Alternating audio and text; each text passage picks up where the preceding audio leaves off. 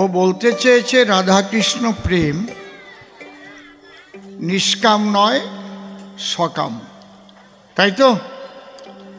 Hello hello, ভিতরের বক্সটা একটু বাড়াও তো। ওর বিচারে সকাম, তাই তো নাকি? এটাই তো বলছে। হ্যালো, এই বক্সে একটু রিভাইভ দাও তো। এই বক্সে শুধু চোঙে রিভাইভ হচ্ছে।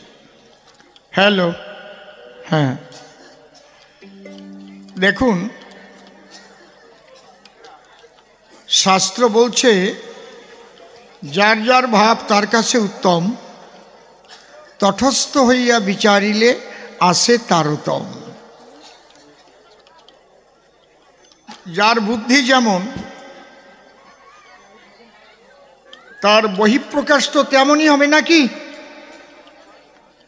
এখনো তো পরিপক্কতা লাভ করেনি, এখনো পরিপক্কতা লাভ করেনি। এই জন্যে ওর যেখানে ওর বুদ্ধিমত্তা আটকে আছে সেইভাবেও আলোচনা করে গেছে। আমি ওকে খারাপ বলবো না, তবে বাবা আলোচনাটা এইভাবে করতে হয়। তুমি আমার শিষ্য ছেলে, আচ্ছা গুরুদেব তুমি তো বললে রাধাকৃষ্ণ প্রেম নিষ্কাম, তাহলে নিষ্কাম যদি হয় তাহলে রাধারানী কুঞ্জ সাজিয়ে সখীদের দিয়ে কৃষ্ণের আশারাশে বসেছিল, এলো না বলে অভিমান করল। তাহলে এত অভিমান কেন? এলো না, এলো না, দিল না, দিল না, নীল প্রাণ দিল না, না কি সব গাইছে, এগুলো কেন? এই গানগুলো রাধারানীর গানই নয়। এ গান লিখেছে কোনো লোকসঙ্গীত লেখক, নিজের ভাবের থেকে লিখে এখন রাধার ঘাড়ে চাপাই গেছে, আর ও তাই সাপ্লাই দিয়ে গেছে। ঠিক বলছি না বেঠিক বলছি? হ্যাঁ, এইটাই তো হয়। হয়তো সে কারো সঙ্গে প্রেম প্রীতি করেছে, তাকে ল্যাং মেরেছে, সেই ল্যাং মারা গান লিখে দিচ্ছে। বিশ্ববিখ্যাত শিল্পী প্রয়াত মান্না দে, তিনি গানগুলো গাইতেন। গান লিখত কে বলতে পারেন? তার গান কে লিখে দিত? পুলক বন্দ্যোপাধ্যায়। সুর কে করত? বিশেষ করে গৌরী প্রসন্ন ভট্টাচার্য। আমার শোনেন মাগো, এই গঙ্গায় ডুবে কে মরেছিল? মান্না দে মরেছিল কি? কে মরল গঙ্গায় ঝাঁপ দিয়ে? কবেন না, মনে নাই? পুলক বন্দ্যোপাধ্যায়। ওনার স্ত্রীর কাছে উনি কোনোদিন সুখ পাই নাই। বুঝতে পারছেন ব্যাপারটা? আমি একদম চোখে আঙুল দিয়ে দেখাচ্ছি। উনিও, ওনার একটা গান আছে, যে কি জানো গানটা,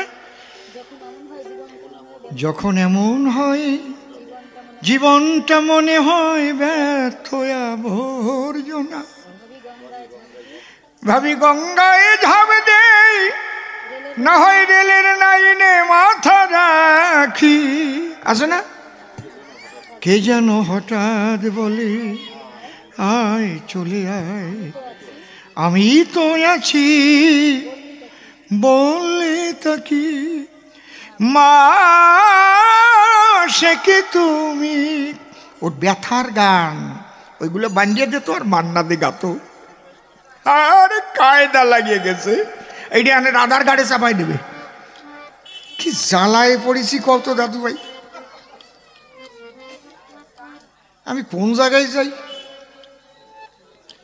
আমাকে হারাতে এসে তোমারও কি পরাজয় হয়নি? সব গান ওনাকে স্বামী স্ত্রীর গান। ওই লিখে লিখে দিয়েছে, আর ভালো গায়ক পাইছে মান্না দেও, গাইয়ে জগৎ পাঠাই দিয়েছে। আর ওই রকম ব্যাপার তো প্রায় সংসারেই চলতেছে। আর কি সুন্দর রে, আমাকে হারাতে এসে তোমারও কি পরাজয় হয়নি?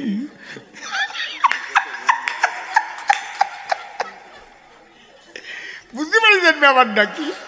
ওর এরকম গেয়ে গেছে, দিল না নীল প্রাণ দিল না, এত যে নিটুর বন্ধু জানা ছিল না। ওরে যেন কেটা ল্যাগ মারিছে। হ্যাঁ বাবা নীলকমল রে, আমি একদম বাস্তবে এসে জবাবগুলো দিচ্ছি, আপনারা বুঝিয়ে নেন। কি মনের কথা, একবার ঠিক সেই গঙ্গায় যাবে এই মল্ল লোকটা, বুঝেছেন?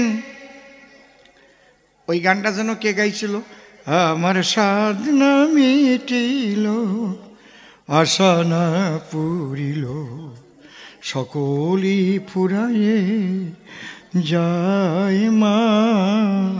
পান্নালাল ভট্টাচার্য, বোঝো না কেন গান গাইছিল? কারণ আছে, প্রত্যেকটার কারণ আছে, অত কথা কব না।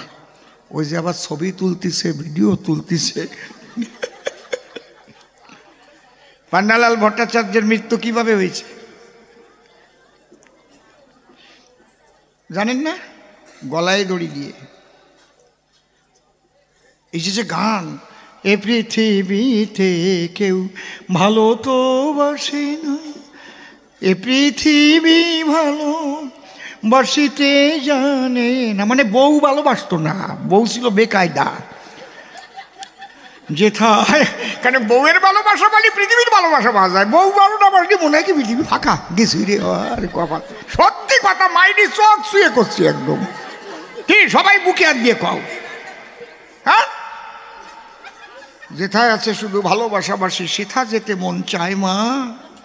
হ্যাঁ, আমার সাধনা মিটিল আশা। এই যদি এখন রাধার গাড়ে চাপাই দেয়, এ পৃথিবী কেউ ভালোবাসে না, কৃষ্ণ আমার কুঞ্জে আসে না, এ যদি রাধার গাড়ে চাপাই দেয়, কিরে বাসু কথা কইস নি কেন? প্রেম করবা তোমরা, ল্যাং খাবা তোমরা, বিয়ে করবা তোমরা, আর রাধার গাড়ে চাপাই দেবা, আর আমার তার জবাব দিতে হবে, পাইছো নাকি? হ্যাঁ, কি জ্বালায় পড়েছি আমি। রাধা বলেছে তুমি বাসবে না বাসো ভালো, তাতে কোনো দুঃখ নাই, আমি তোমাকে বাসিব ভালো, এই ভিক্ষা চাই। বুঝতে পারছেন ব্যাপারটা কি? এই জন্য সব গান নিয়ে রাধার গাড়ে চাপাই দিয়ে গুরুর কাছে প্রশ্ন করবা, এটা কিন্তু ঠিক না। আমা বুঝাতে পারলাম নাকি? এই জ্বালা কত মেয়েদের বুকে আসে না? কি একটা গান যেন সেদিন শুনছিলাম, আরে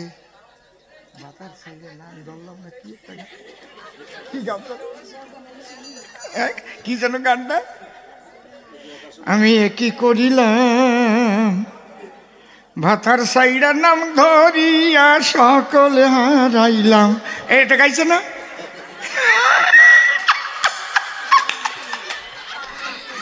আমি সেই দিন ইউটিউবে দিই ওই গাচ্ছে, আমি কি করিলাম ভাতার সাইডার নাম ধরিয়া সকলে হারাইলাম, ওইটাও রাধার গাড়ে চাপাই দাও।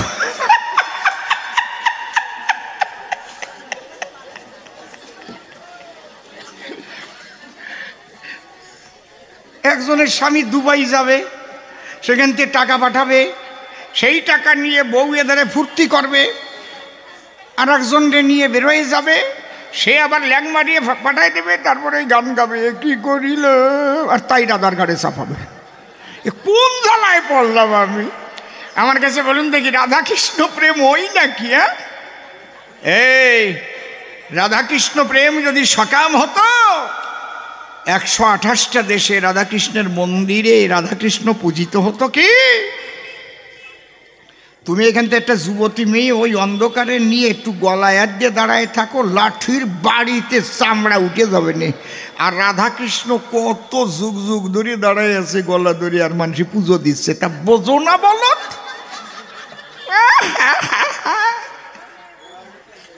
এমনি এমনি পূজা পায়, নিষ্কাম না হলে পূজা পায়? মানুষ পূজা দেয় তার চরণ তলে। হরিবল হরিবল। এ বোঝো না? একটা গান এমনি চাপাই দিয়ে গাইয়ে গেছে একেবারে। হ্যাঁ, এর সাথে কথা বলাও যা। মাঘ মাসের শীতের রাত্রিতে ল্যাংটাও এ নাড়া বনে চিত হয়ে শুয়ে থাকা ওটা বলদের সাতু মাথায় নাই দাতু। ভাবছিলাম কিছু বলবো না, তো বলতে বলতে রাধা কৃষ্ণ প্রেমের ভিতরে ঢুকে যাই, আজে বাজে কথা কয়। হ্যাঁ, জানতে চাওয়া একটা আলাদা জিনিস, আর বাজে কথা কওয়া অন্য জিনিস। কি সত্যি কথা না? কি কোস এইটা? হ্যাঁ, ধরো গান গেয়ে নেই, তারপরে ওর মধ্যে দিয়ে তার জবাব নেই, আপনাদেরও বাড়ি পাঠাবার ব্যবস্থা করবো। হা হা হা।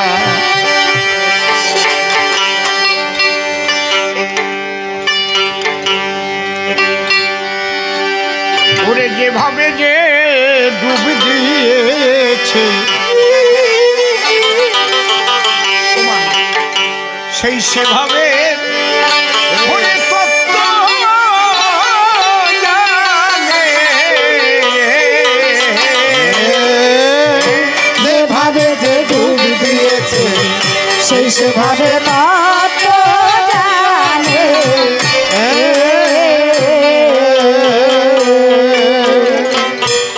তাকি বলে কয়ে বোঝানো যায় ভাই রে, না বুঝিয়ে তার আত্মজ্ঞানে সেই সেভাবে তত্ত্ব জানে। যেভাবে যে ডুব দিয়েছে সেই সেভাবে তত্ত্ব জানে।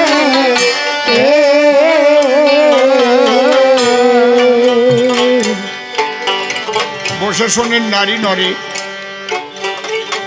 কমলা, তিনটি অক্ষর লেখা একটা কাগজের উপরে। ওই কাগজটা ধরে আপনি যদি নিরক্ষর কোনো ব্যক্তির গোচরে জিজ্ঞেস করেন, ভাই আমি প্রশ্ন করি তোমার কাছে, বলো তো এই কাগজে কি লেখা আছে? সে কি বলতে পারবে বলুন তো? তাই নিরক্ষর, সে তো অক্ষর চেনে না। সে বলবে আমি তো বুঝতে পারি না, আমি লেখাপড়া জানি না।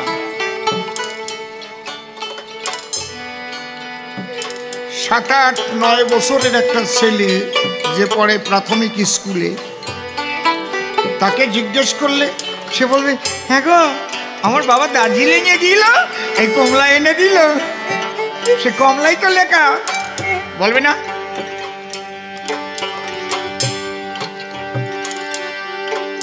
যারা আর একটু উন্নত হয়েছে নলেজে, পরে ইউনিভার্সিটি কিংবা কলেজে,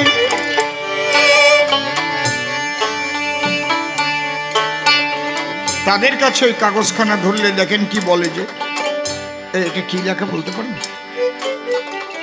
হয়তো একজন বলল, কাগজটা আমার থেকে সরিয়ে নিন। কেন? সেই পুরানো বুকের যন্ত্রণাটার বুকে জাগাবেন নাই। কমলাকে আমি ভীষণ ভালোবাসতাম, আমি ভেবেছিলাম ওকে নিয়ে জীবনে সুখের সংসার করব।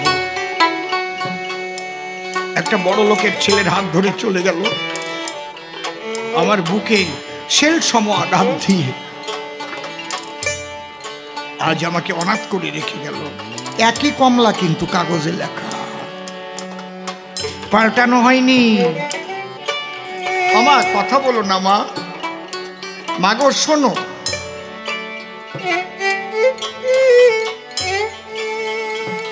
ওই কমলা লেখা যদি কোনো বিষ্ণু ভক্তের কাছে নেওয়া যায়, এটা কি বলতে পারেন? আরে বাবা কোথায় পেয়েছো? দেখবে মাটিতে যেন না পড়ে। নারায়ণের বক্ষ বিলাসিনী স্বয়ং লক্ষ্মী দেবীর নাম লেখা রয়েছে কমলা।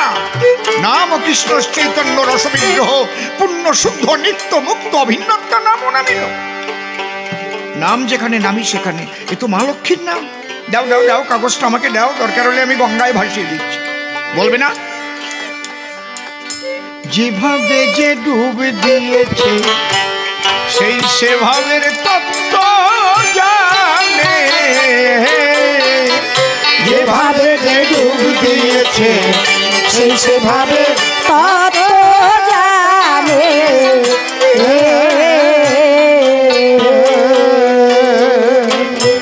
কাকি বলে কয়ে বুঝানো যায়, না বুঝলে তার আত্মজ্ঞানে সেই সেভাবে তত জানে। যেভাবে যে ডুব দিয়েছে সেই সেভাবে তত জানে।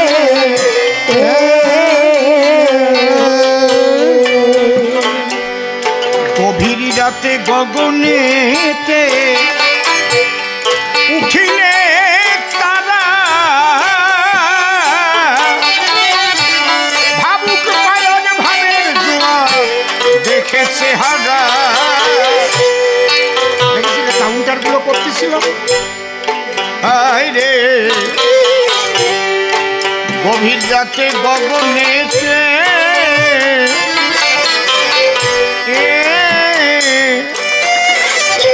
উঠিলে তারা,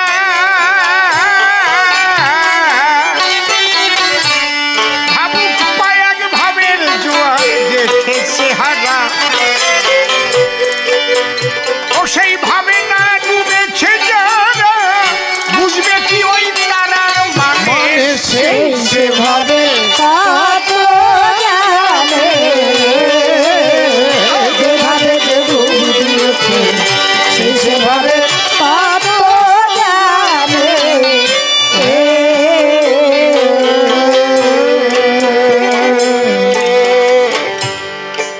অনন্ত চিন্তৈব ধ্যানম। ধ্যান কাকে বলে? এক হচ্ছে ইষ্ট চিন্তায় নিমগ্ন থাকলে, বিরহ, বিপূর্বক আপূর্বক রহ ধাতু, বিশেষভাবে কোনো কিছুতে মনকে নিবিষ্ট করে রাখা।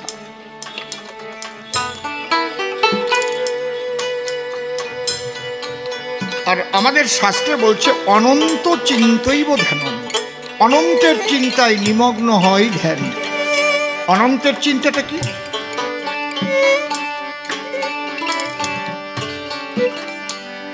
এসব বলতে গেলে না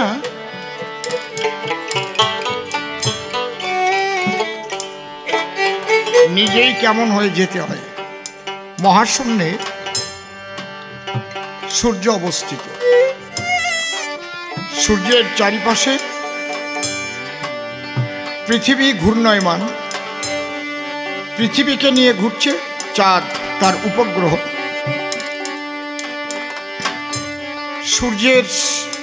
সূর্যকে কেন্দ্র করে যারা রয়েছে তাকে বলছে সৌরজগৎ, সূর্যের সংসার। এরকম সৌরজগৎ অনন্ত আছে, অনন্ত অনন্ত গ্রহ নক্ষত্র। তাহলে আমরা একটা পৃথিবীতে আছি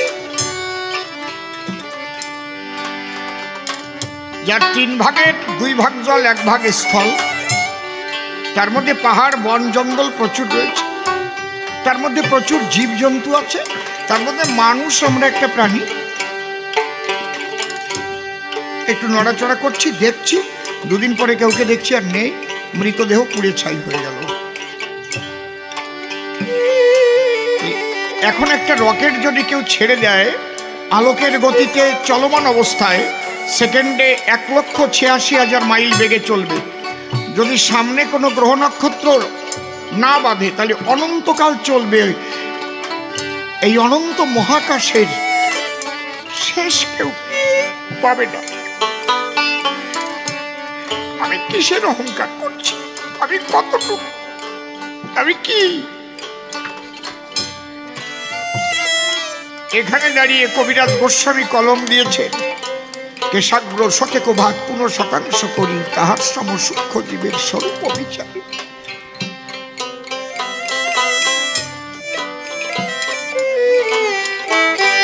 মানুষ সর্বশ্রেষ্ঠ জন্ম পেয়ে যে কেন আজ মানুষ এত হিংস্র,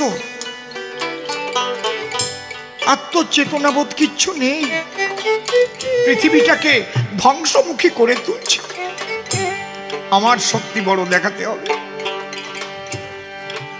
আমার ধর্ম বড় দেখাতে হবে। কি তোমার, কি নিয়ে এসেছিলে আর কি নিয়ে যাবা? দেখে শুনেও বোঝো না।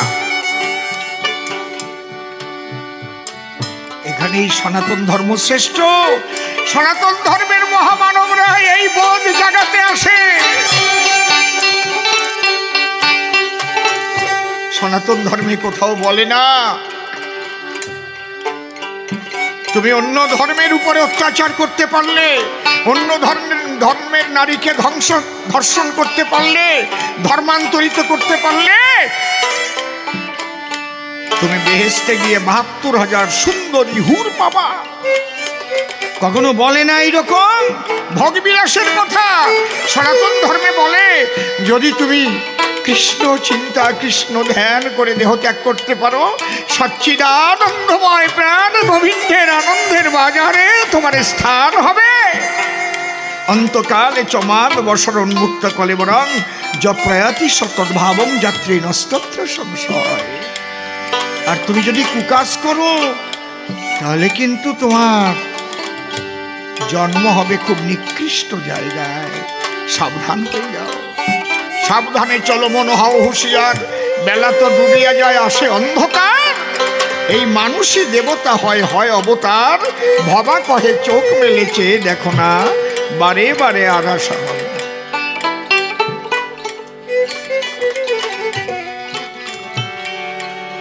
হ্যাঁ, মূল হচ্ছে কি, যারা গুরু গোসাই হবে, প্রতিটি ধর্মের যারা ধর্মযাজক হবে, ধর্মীয় আচার্য হবে, পথটা তো তারা দেখাবে না। সাধারণ মানুষ কি বোঝে? একটা বাচ্চা ছেলে সে যাবে স্কুলে, লেখাপড়াটা শিখাবে কিটা? মাস্টার মশাই তো নাকি? সেই মাস্টার যদি অযোগ্য হয়, যোগ্যতাহীন মাস্টার যদি টাকার দ্বারা চাকরি পায়, সে জানে না কিছু, তাই সে পড়াশোনা করাবে কি? আর যোগ্যরা যদি রাস্তায় কান্দে, তাহলে পড়াশোনা কি করাবে অযোগ্যরা? ঠিক ওই রকম অযোগ্য গুরু ভরে গেছে সমস্ত ধর্মের মধ্যে। গুরু তিনি হবেন যার গুরুত্ব আছে, লঘু না, সর্বক্ষেত্রে তার গুরুত্ব থাকবে, ওজনদার। দেখায় গুরুত্ব, চলায় গুরুত্ব, বলায় গুরুত্ব, সবকিছুতে গুরুত্ব থাকবে তার। তাহলে গুরু হয় নাকি? গুরু হবে নিষ্কিঞ্চন, তার কোনো আকাঙ্ক্ষা থাকবে না, কিন্তু মানুষ তাকে ভালোবাসবে, তার কিছুর অভাবও হবে না। মানুষ ভরে দেবে, কিন্তু সে কিছু চাইবে না কখনো। এ কি সোজা ব্যাপার? সনাতন ধর্ম বলুন, খ্রিস্টান ধর্ম বলুন, মুসলিম ধর্ম বলুন, যাই বলুন না কেন, এই কাজটা করার দায়িত্ব হচ্ছে ধর্মযাজকদের। শ্রী ঠাকুর ভবা পাগলার কাছে একজন গিয়ে বলছে, পাগল একটু আশীর্বাদ করো। কি? আমি একটু ধর্মযাজক হতে চাই, ধর্ম প্রচার করতে চাই।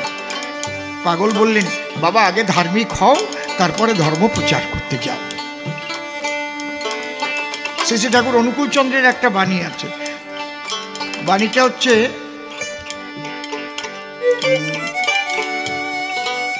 যজন যাজন ইষ্টভৃতি করলে কাটে মহাভীতি। যজন যাজন বলছে, যজন অর্থ কি? নিজেকে নিজে তৈরি করা। নিজে যখন তৈরি হবে তখন গিয়ে তুমি যাজন করবে, ধর্ম যাজন করবে।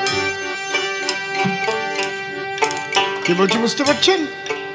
আমি তৈরি হলাম না, আমি আমাকে চিনলাম না, আমার আত্মচেতনা হলো না, তাহলে আমি যেটা মানুষকে শিখাবো তার দ্বারাই সমাজের ক্ষতি হবে, দেশের ক্ষতি হবে, বিশ্বের ক্ষতি হবে যেভাবে এখন হচ্ছে।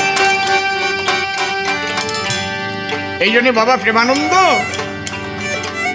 বাজে কথায় না পেয়ে আনন্দ, একটু প্রকৃত মানুষের সঙ্গে করো সম্বন্ধ। কাকে খোঁজে বিষ্ঠা কোথা, কোকিলি খোঁজে মিষ্টি, যার যাতে হয় ইষ্ট পূজা সেই দিকে তার দৃষ্টি। হায় রে কাকে খোঁজে বিষ্ঠা কোথা,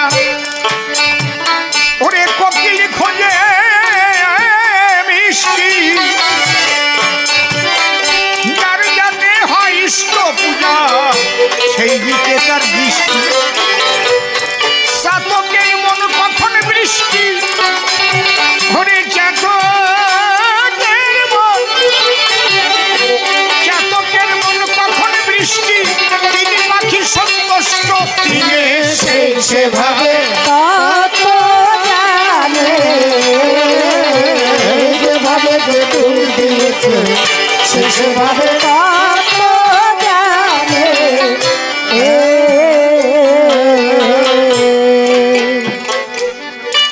এক কৃষক জমির কাজ করতে গেছে, বাড়ি থেকে টিফিন নিয়ে গেছে। ভোরবেলায় গেছে, কিছু কাজ করার পরে টিফিন গ্রহণ করবে। টিফিন কি নিয়েছে? 4টে রুটি আর ওর স্ত্রী তাল রান্না করে দিয়েছে। তাল বেশ সুন্দর করে নারকেল দিয়ে দুধ দিয়ে খুব ভালো তাল রান্না করে এক বাটি দিয়ে দিয়েছে। জমিতে ওইটা খুলে খেতে বসেছে, ওই রুটি দিয়ে মেখে মেখে খাচ্ছে। পাশেই একটা গাছে, খেজুর গাছে একটা দাঁড় কাক ওইদিকে তাকিয়ে আছে। দাঁড় কাক তাকিয়ে দেখে ভাবছে, এগিয়ে রে বাবা, আমাদের খাদ্যটা ও খাচ্ছে কেন? তালের রং আর মালের রং এক না? ও যেটা কইয়া গেছে ওই যে কি পাত দিতে গিয়ে কি বেরোয় গেছে, একরকম না? তা কাক মনে করছে ও মনে হয় ওই বিষ্ঠা দিয়েই কাঁদছে। ওই ভদ্রলোক ওই কাকের তাকানো দেখে বলছে, এ কাক, হ্যাঁ তুই যা দিয়ে খাস আমি তা দিয়ে খাই না, আমি তাল দিয়ে খাই। প্রেমানন্দ জীবের গায়ে কামের গন্ধ, আর সচ্চিদানন্দময় আমার প্রাণ গোবিন্দ। রাধা কৃষ্ণের মধ্যে ঢুকাচ্ছ সেই সকামনা, এটা করো না। এই জন্যে গান। কাকে খোঁজে বিষ্ঠা কোথায়, কোকিল খোঁজে মিষ্টি, যার যাতে হয় ইষ্ট পূজা সেই দিকে তার দৃষ্টি। চাতকের মন কখন বৃষ্টি, তিনি পাখি সন্তুষ্ট তিনি সেভাবে কত জানে, যেভাবে দিয়েছে সেভাবে কত জানে। এইভাবে যারা ভক্ত মহাজন, সেই সে জানে নামের মর্ম, সে রসিক সুজন। ও যার গোষ্ঠীতে নাই ইষ্টের ভাজন, যার গোষ্ঠীতে নাই, যার গোষ্ঠীতে নাই ইষ্টের ভজন, সেই পাপিষ্ঠকে ঈশ্বর মানে সেই সেভাবে কত জানে, যেভাবে যে ডুব দিয়েছে সেভাবে কত জানে।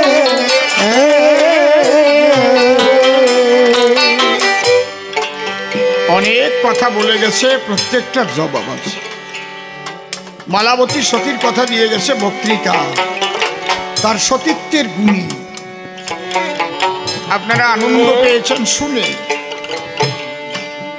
ধরা পড়ে ভগবান স্বয়ং নারায়ণে তার পতিকে যৌবন দান করেছে, বলেছে না? তাহলে মানুষ কেন মারা যাবে? কৃষ্ণ ইচ্ছা করলে সবাইকে চির যৌবন দিয়ে দেবে। ভালো কথা, তোমার বরাদ্দে করবে, তাই তো? শ্রাদ্ধ তোমার বরাদ্দে হবে না নে। কেউ কোনোদিন মনে করেন বুড়োও হবে না, বুড়িও হবে না, আর এদিক জন্মনীতি তালে থাকবে। এই পৃথিবীতে মানুষ ধরবে, খাবার পাওয়া যাবে, মানুষ তারপর মানুষের মাংস কেটে খাওয়া আরম্ভ করবে না। এ বলদ বোঝে জন্ম মৃত্যু আছে বলে সৃষ্টির ভারসাম্য চলে। এমনি বেকারত্ব বেড়ে গেছে, বেকারত্ব বেড়ে গেছে। ও কোন বরাদ্দে কথা বলিস আপনাদের কাছে? ধরে নিলাম ভগবান সবাই, একদম কেউ বুড়ো হবে না আর বুড়ি হবে না, তাহলে এদিক জন্মনীতির তালে থাকবে। বুড়ো বুড়ি যদি না হয় তাহলে ঘন ঘন তো আরো বিয়ে করবে। হাসে পড়ে। এমনি তো আগে রাবণের 10,000 বউ ছিল, রামচন্দ্রের বাবার 749টা, কৃষ্ণের 16,108টা, কি ছিল না? যদি আমি বুঝি যে আমি আর বুড়োই হবো না, আমার যৌবনও নষ্ট হবে না, তো কয়টা করবো তা তো ঠিক নাই। আর কবালে সৃষ্টি এর কব কি? একটা কথাও যদি ভাবিয়ে কয় যে কথাটার পরিণতি কোন জায়গায় পৌঁছায়। এই সৃষ্টি ঈশ্বরকে করতে গিয়ে কত ভাবতে হয়েছে। আইনস্টাইন বলেছিলেন, ও মাই গড। ছোট তার এক ছাত্র বলছে, স্যার এটা কি বলছেন? ও মাই গড। বুঝবে না, আমি মহাশূন্যের চিন্তা করছিলাম। সূর্য মহাশূন্যে অবস্থিত, তার চারিদিক দিয়ে পৃথিবী ঘুরছে। ওর কক্ষপথ তো আমরা কেউ তৈরি করিনি। সূর্য থেকে কতটুকু দূরত্বে থাকবে সে অবস্থানটা আমরা করে দেইনি। কতটুকু গতিবেগে ঘুরবে ঠিক সেই গতিবেগে ঘুরে আসবে। আবার ওই পৃথিবীকে নিয়ে চাঁদ ঘুরছে, তারও একটা কক্ষপথ আছে।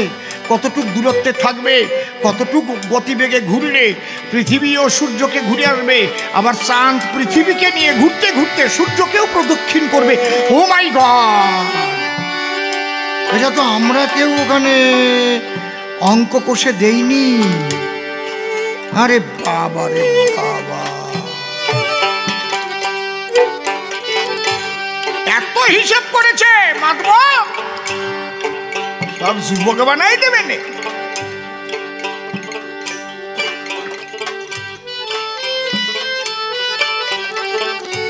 এক্সেপশনাল কেস কিছু থাকে, তাও তো আমি বলবো মালাবতী ভুল করেছে। তার স্বামী তো আর চির যুবক হয়নি, যুবক আবার হলো, আবার 20 বছরের মধ্যে আবার বুড়ো হয়ে গেল, তারপরে মৃত্যু হলো। তার চাইতে যদি বলতো, আমি বলবো মালাবতীর চাইতে বুদ্ধি বেশি গরুর পাখির। একটা পাখির বুদ্ধি বেশি। গরুরকে যখন নারায়ণ বলেছিল, গরুর তুমি সুধানিতে যখন বৈকুণ্ঠে এলে, তোমার ভক্তি দেখে, মাতৃভক্তি দেখে সত্যি আমার ভালো লেগেছে, গেলে বলো তুমি কি চাও? সুধা তো তুমি পাবেই। বলছে আমি যা চাবো পাবো। হ্যাঁ, বলে আমি আর কিচ্ছু চাই না প্রভু, আমি তোমার বাহন হয়ে তোমার চরণ তলে থাকতে চাই প্রভু, আমি তোমার চরণ তলে থাকতে চাই। তার একটা পাখির কি বুদ্ধি। এই জন্য লক্ষ্মী নারায়ণের পূজা যেখানে হবে দেখবেন গরুর পাখি করা থাকবে, আছে না? নাকি ঠিক বলছি না বেঠিক বলছি? করে না নাকি? কথা কর না কেন আপনারা? লক্ষ্মী নারায়ণ পুজো হয় না কোনো বাড়ি? থাকে না গরুর পাখি বাহন? মালাবতীর বলতে হতো, হে প্রভু তুমি যখন কৃপা করে এসেছ, তোমার চরণ ছাড়া করো না প্রভু, তোমার রাতুল চরণে শিরে দাও প্রভু, তোমার এই সচ্চিদানন্দ জগতে যেতে চাই প্রভু, যেখানে গেলে আর জন্ম মৃত্যু থাকে না। আমি বলবো মালাবতীর চাইতে উর্মিলার বুদ্ধি আরো বেশি। লক্ষণকে সুমিত্রা খেতে দিয়ে কাটছে, কাল হবে রামরাজা আজি অধিবাস, কইকেই কুমন্ত্রণায় এবার হচ্ছে বনবাস। লক্ষণ জানে না, লক্ষণ বলছে, মা কাঁদছো কেন গো? বলে, ওসব তোর শুনতে হবে না, তুই খেয়ে নে। চোখের জল মুছছে। বলো না মা। বলে, তুই তো জানিস রামচন্দ্র রাজা হবে, তুই তো জানিস না রাম 14 বছরের জন্য বনবাসে যাবে আর ভরত অযোধ্যার সিংহাসনে বসবে। কি?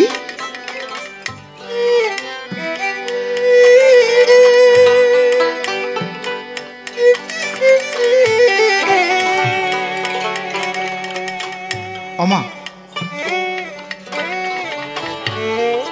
একটা কথা তোমাকে বলি, কি? যে অযোধ্যায় রাম থাকে না, সে অযোধ্যায় লক্ষণও থাকে না।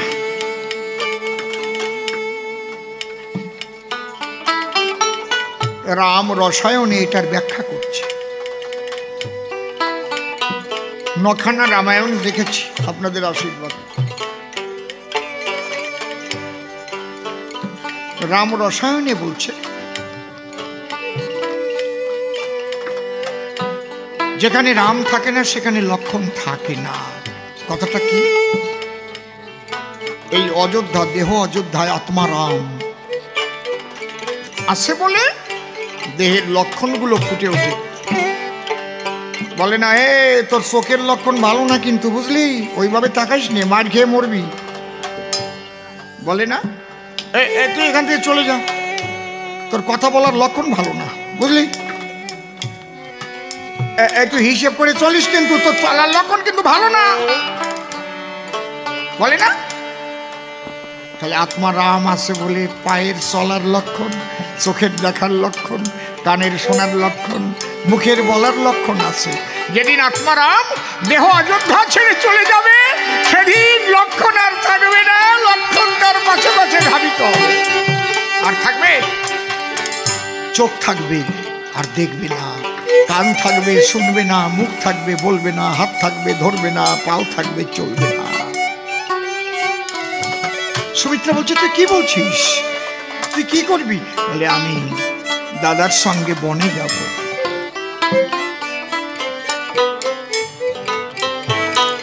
তোর উর্মিলা নববধূ, তাকে কি বলে যাবি? আমি যাচ্ছি উর্মিলার কাছে। লক্ষণ গিয়ে দেখছে উর্মিলা কাঁদছে। তুমি কাঁদছো? বলে, কাঁদবো না। অযোধ্যার কানতে কি কেউ বাকি আছে? পশু পাখির চোখে জল ধরছে, সমস্ত গাছগুলো মাথাগুলো অবনত হয়ে গেছে, তারা রাম হারা হবে। আমি কাঁদবো না, রাম হারা হবো আমরা কাঁদবো না। লক্ষণ হতভম্ব হয়ে গেছে।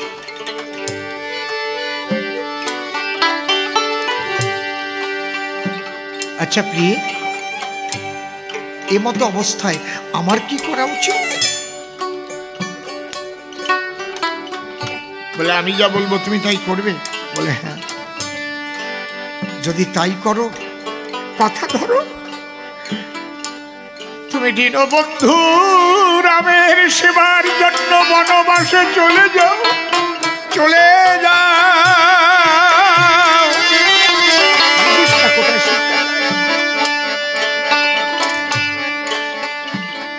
যা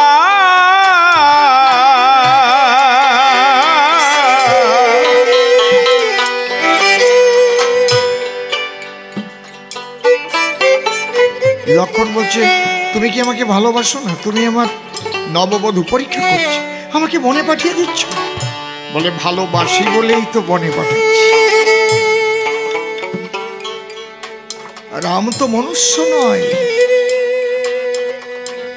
সে জগতের পতি।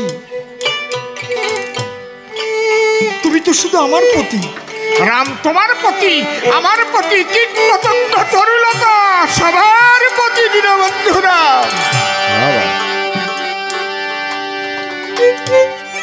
তুমি যেদিন তার সেবা করে তোমার বাস হবে আনন্দনগরে, আমি ভবনদীর কূলে গিয়ে দাঁড়িয়ে সেদিন বলবো, প্রভু, আমি আমার জাগতিক দৈহিক সুখ বর্জন করে তোমাকে ভগবানের সেবায় পাঠিয়েছিলাম, যার জন্য তুমি তার আনন্দনগরে জায়গা পেয়েছ। তোমার উর্মিলা দাঁড়িয়ে আছে, একবার গিয়ে যাও। সেদিন তোমার তোমার আত্মা আর আমার আত্মা, দুই আত্মাকে দীনবন্ধু রাম যখন মিলন ঘটাবে, অনন্তকালের জন্য আমাদের ভালোবাসা অমর হয়ে থাকবে। এখানে গিয়ে কবি গান লিখেছে, তোমার আগে আমি যদি যাই ও দরদী গো, ফিরে যেন তোমায় আমি পাই। তোমার আগে আমি যদি যাই দরদি গো, ফিরে যেন তোমায় আমি পাই। ও যেন মরণ পরে এক বছরে, মরণ পরে এক বছরে দুইজনে পাইথাই। দরদি গো, ফিরে যেন তোমায় আমি পাই। তোমার আগে আমি যদি যাই দরদি গো, ফিরে যেন তোমায় আমি পাই। এই জাগতিক ভালোবাসা কতক্ষণ, দেহ সুখ কতক্ষণ। উর্মিলা বলছে দেহ তো চিরকাল থাকবে না গো, দেহ ভেঙে যাবে, কিন্তু আমি যে কথা বলছি, তোমার আত্মা আর আমার আত্মা একই সূত্রে অনন্তকাল আমরা বাঁধা থাকবো। এই ভালোবাসা। মালাবতী তা চাইল না। মালাবতীর চাইতেও আমি বলবো গরুর পাখি অনেক ভালো, উর্মিলা অনেক ভালো।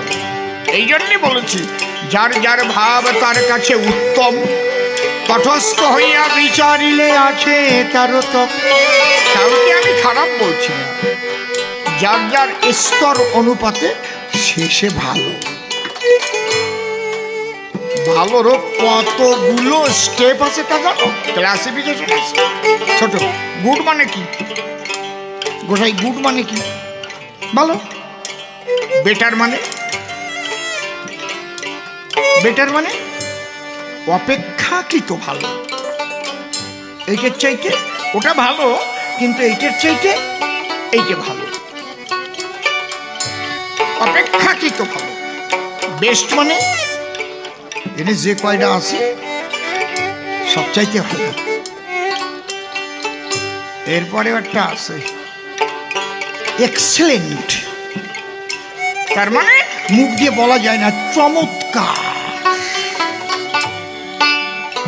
এমন ভালো যেটা মুখ দিয়ে প্রকাশ করা যাচ্ছে না, মাইরি চমৎকার। আরে কথা হবে না, খালি গুড, বেটার, বেস্ট দেখালাম, তিনটে টেস্ট। আর একটু নিয়ারেস্ট এক্সেলেন্টে গেলে সেখানের ভাষা না, চমৎকার। আমি কোনোটাকে নিন্দা করছি না, সে অধিকার আমার নাই, করবই বা কেন। কেউ ধর্মের দোহাই দিয়ে অপর ধর্মের বাড়ি ঘর জ্বালিয়ে দিচ্ছে, নারীকে ধর্ষণ করছে, খুন করছে, এটা তার দিক দিয়ে ভালো, তারই যে শিক্ষা দিয়েছে। কথা বোঝা গেল? যে লোকটি কোনোদিন হাত দিয়ে একটা পিস্তল ধরেনি, একটা বোম ধরেনি, সে নামের মালা নিয়ে হরে কৃষ্ণ নাম করেছে। যে লোকটি মুখ দিয়ে কোনো কটু কথা কাউকে বলেনি, কৃষ্ণ নাম নিয়েছে, সে হয়েছে দেশদ্রোহী, তাকে জেলবন্দি করে রেখেছে আমার চিন্ময় প্রভু। ভাবতে পারেন, এই শিক্ষায় শিক্ষিত যারা সেটাই করবে।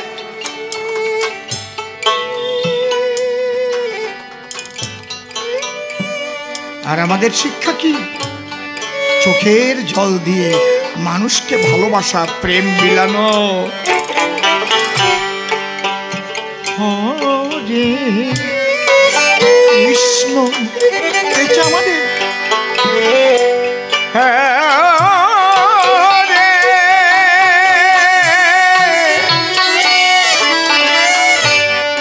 কৃষ্ণ,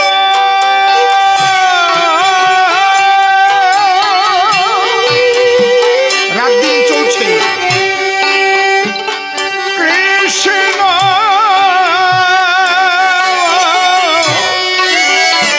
কৃষ্ণ হরে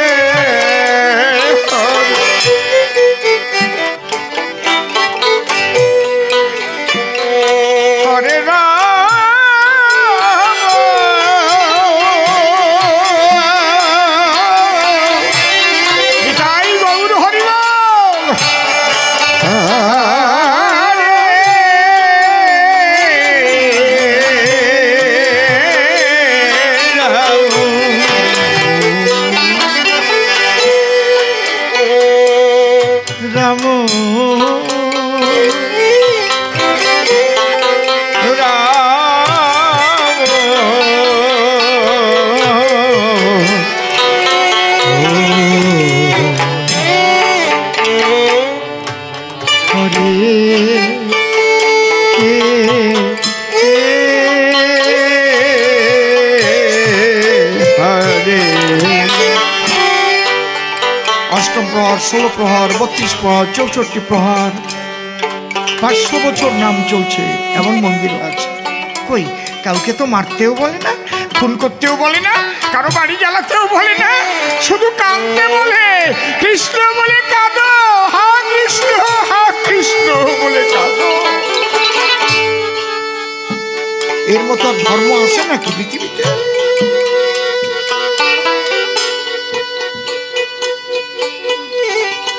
ঈশ্বরের কাছে প্রার্থনা করি, জানি না কি কর্ম করেছি, তুমি কোথায় পাঠাবে জানি না, যদি পশুকুলেও দাও, সনাতন ধর্মের কোন সাধু সেবা যাতে করতে পারি, তার আশ্রমের আমাকে একটা পশু করে দিও, তাও ভালো। যদি বাকি করে দাও, কোন মহামানবের আশ্রমের কাছে যেন থাকতে পারি, তবু কৃষ্ণ কথা শুনবো, হরি কথা শুনবো।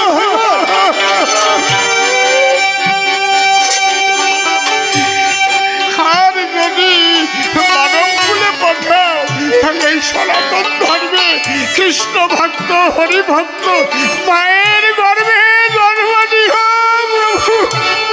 প্রভু। যে ধর্মে হিংসা বিদ্বেষ শিখায়, এমন জায়গায় যেন কোনোদিন জন্ম না হয় প্রভু, বড় কষ্ট হয়। ওই মনুষ্যত্বহীন হয়ে মানুষ হয়ে কি লাভ বলো? মনুষ্যত্বই যদি না থাকে, কেন মানুষ বলে তা?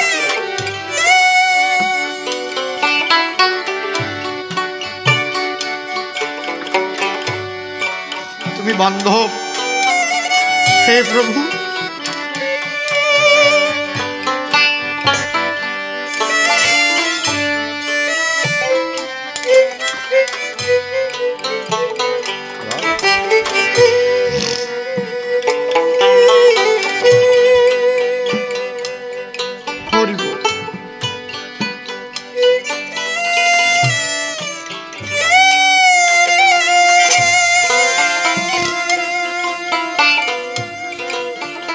ধর্ম মানুষকে উদার করে, ধর্ম মানুষকে প্রেমিক করে,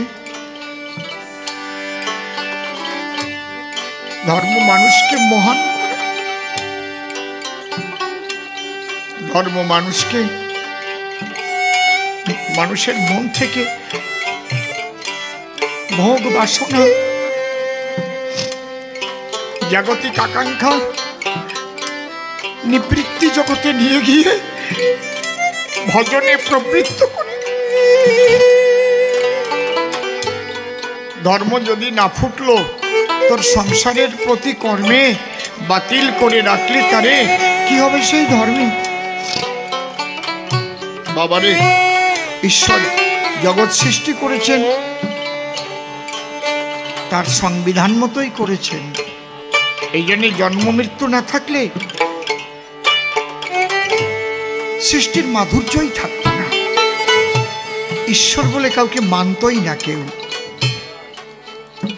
হিরণ্যকশিপু একটু সাধনা করে একটু শক্তি পেয়েছিল, দিনে মরবে না, রাত্রে মরবে না, ঘরে মরবে না, বাইরে মরবে না, অস্ত্রে মরবে না, শস্ত্রে মরবে না,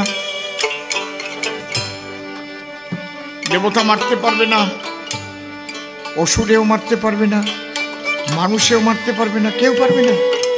সে ভেবেছিল তাহলে আমার আর হরি, আমিই তো হরি। তাকে মারবার জন্য ভগবান কি করেছিলেন? নরসিংহ মূর্তি ধরেছিলেন, এক্সেপশনাল মূর্তি। ওই একটা কাজের জন্যই ধরেছেন, যেহেতু মানুষও না, দেবতাও না, কি দানব না, নরসিংহ, অর্ধেক নর অর্ধেক সিংহ। দিনে না, রাত্রে না, কখন? সন্ধ্যাকালে। নচদি বা নরজনী স্বয়ং সন্ধ্যাকালে, জলেও না, স্থলেও না, কোথায়? উরুর পরে টান দিয়ে তুলে নিলে, অস্ত্রেও না, শস্ত্রেও না, নখ দিয়ে বক্ষ চিরে, দন্ত দিয়ে নাড়ি ঘুড়ি চিবিয়ে মারল তারে। বোঝা গেল? এইরকম বর যারা যারা পেয়েছে তারাই উচ্ছৃঙ্খল হয়েছে। মহিষাসুর, বৃকদত্ত, যারা যারা বর পেয়েছে তারা উচ্ছৃঙ্খল হয়েছে তাদের বধ করার জন্য। তারপরে আবার ভগবানকে কসরত করতে হয়েছে। এই জন্য জন্ম মৃত্যু না থাকলে সৃষ্টির যে মাধুর্যই নষ্ট হয়ে যেত। বারবার বলছে কৃষ্ণ সর্বশ্রেষ্ঠ, রাধা। আরে কৃষ্ণ সর্বশ্রেষ্ঠ সে তো আমিও স্বীকার করে গেছি। সর্বশক্তিমান কৃষ্ণ স্বীকার করে যাই, প্রেমের গুরু রাধা রানী এটা কি লক্ষ্য করো নাই।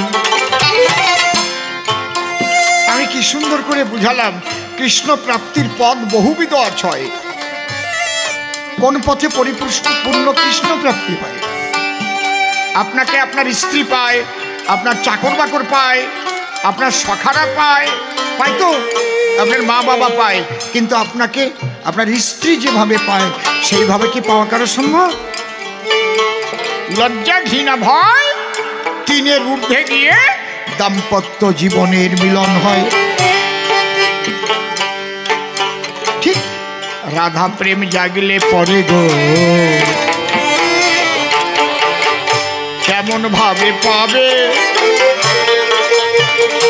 তাই ব্রজবাসীরা রাধা রাধা বলে যে কবে। জয় রাধে বলে না ব্রজবাসীরা। মানে কি? রাধারানী তোমার প্রেম আমাদের দাও, কিঞ্চিৎ ভিক্ষা দাও।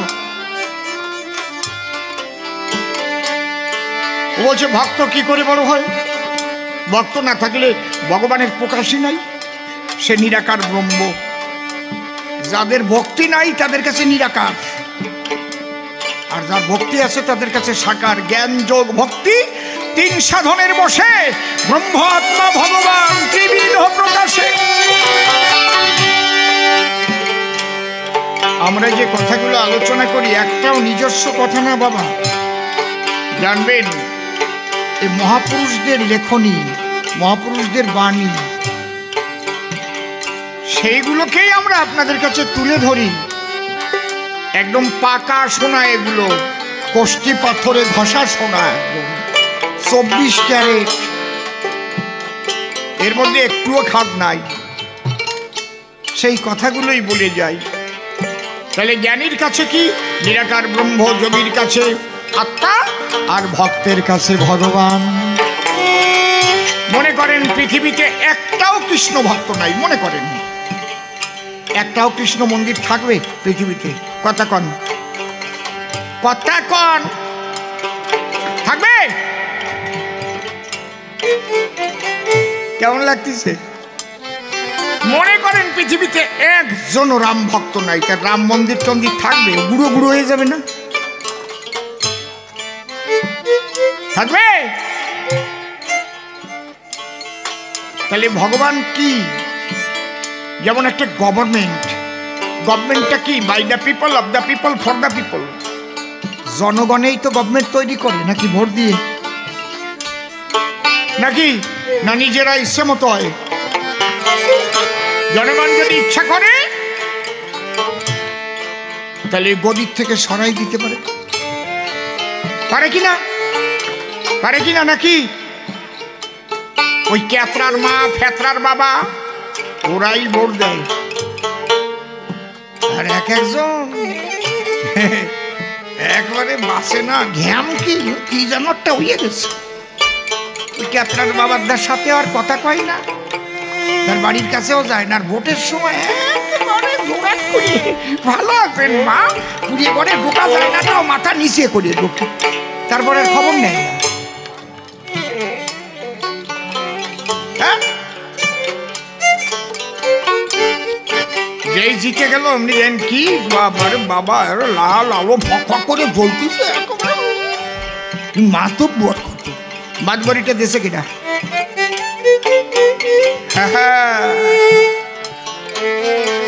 এই মানুষগুলো। তাই ভগবানগিরি আসে কোন জায়গায়? ভগবান কি? বাই দা ভক্ত, অব দা ভক্ত, ফর দা ভক্ত। ভক্তের দ্বারা ভগবান, ভক্তের ভগবান, ভক্তের জন্য ভগবান। ভক্ত আছে বলে ভগবান আছে, তাই নাহলে নিরাকার নির্বেদ্য পরম ব্রহ্মই থাকত। যাদেকং নিষ্কলং ব্রহ্ম বোমাতীত নিরঞ্জনম অপ্রতর্কম অবিজ্ঞান বিনাশোৎপত্তি পরিবর্তিত। এই জায়গা থাকতে হতো, একটাও কৃষ্ণ মন্দিরও হতো না। এই ভক্তিটা শিক্ষা দিতেই মহাপ্রভু এসেছিলেন, আর 6 জনকে আকর্ষণ করে নিয়েছিলেন লুপ্ত তীর্থ উদ্ধার করতে। সেই রূপ সনাতন ভট্ট রঘুনাথ, শ্রীজীব গোপাল ভট্ট দাস রঘুনাথ, এই 6 গোসাই জবে ব্রজে করিলেন বাস। রাধা কৃষ্ণ নিত্য লীলা করিলেন প্রকাশ।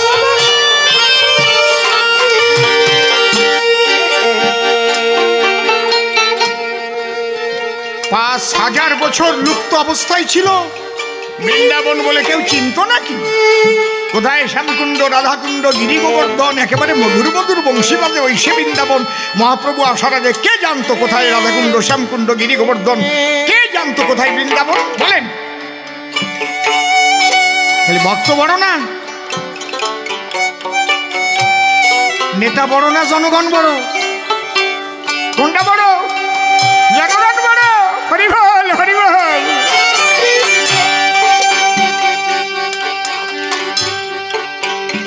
যে নেতা সবসময় জনগণের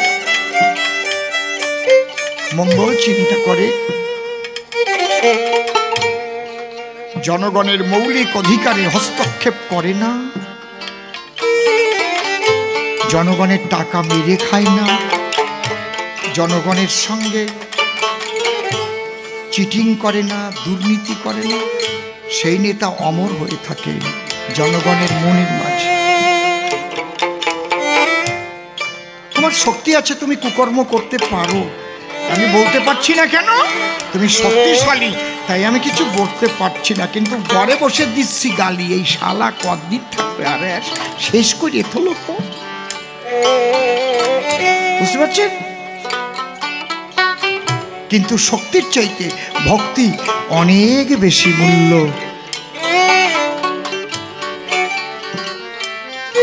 হয়তো তোমার শক্তি আছে বলে তোমার সামনাসামনি কেউ কিছু বলতে পারছে। হরিবল হরিবল। কি মা বলুন? রাখুন ওখানে, গোবিন্দের কাছে দিন। আমাকে কেন ডাকছেন? বসুন, আমি যা বলছি আলোচনাগুলো শুনুন, ধাতস্থ করুন।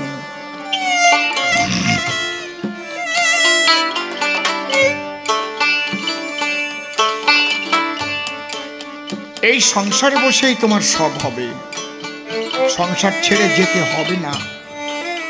আর সবাই সংসারে থাকেও না। পূর্বজন্মে থাকে যদি সাধু সংস্কার, দেখিতে শুনিতে হয় তার বৈষ্ণব আচার। কোটি জন্মের থাকলে ভাগ্য, বিষয় ছেড়ে হয় বৈরাগ্য। এটা একটা দিক আছে। সন্ন্যাসী কত কোটি আছে?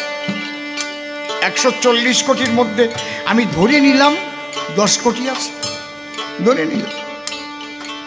আর 130 কোটি গৃহস্থ মানুষ। তো এরা ভগবান পাবে না?